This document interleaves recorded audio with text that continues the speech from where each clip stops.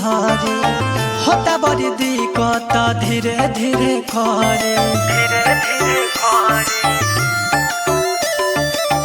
बदमानी राजा जी दम तनी धरे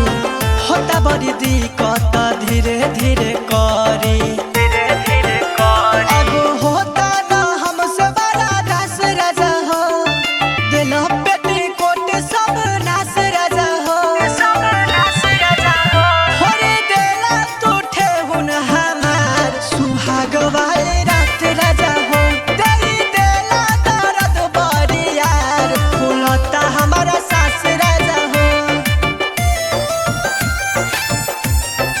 फूलता हमारा सास राजा हो